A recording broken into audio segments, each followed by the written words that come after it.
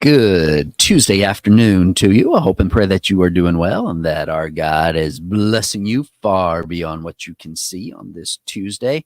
I don't know about where you're at, but here in Killeen, it is hot, hot, hot, hot, hot, hot.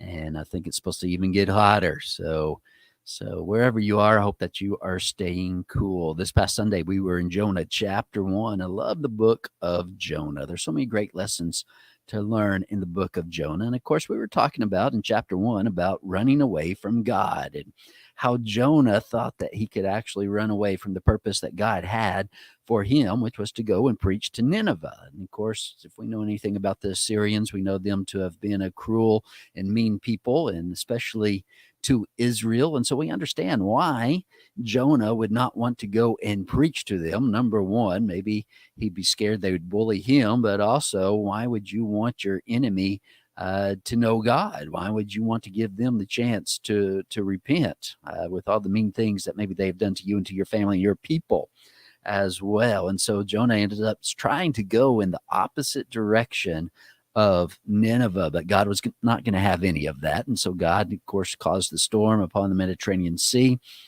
which ends up with Jonah in the water by his choice. He did tell the mariners to throw him overboard, and if they threw him overboard, that the sea would die down and that they would be saved. And of course they were. But when we think about that, at least when I think about that, I think about this: God's will is bigger than our fears.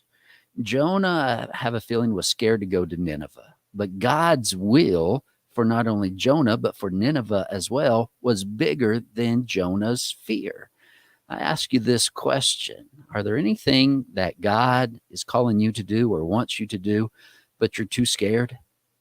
You're too scared to do it. You're like Moses whenever God was trying to send him back to Egypt. I don't speak so well.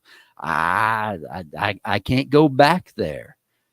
But when we have God with us, can't we do anything? As long as God is with us and all things are possible with God, then he can use whatever instrument he wants to accomplish his will, even if that instrument is me, even if that instrument is you. And I think that's one of the things that we get to see with Jonah, and with God saying, no, not so fast. I'm not going to allow you to run away from this because my will is bigger than your fear. So what is God wanting us to do? Are we scared? Are there things that we are fearful of? What will happen? But let us remember, God's will is bigger than our fear. I hope and pray that you're having a great week and that you are staying cool.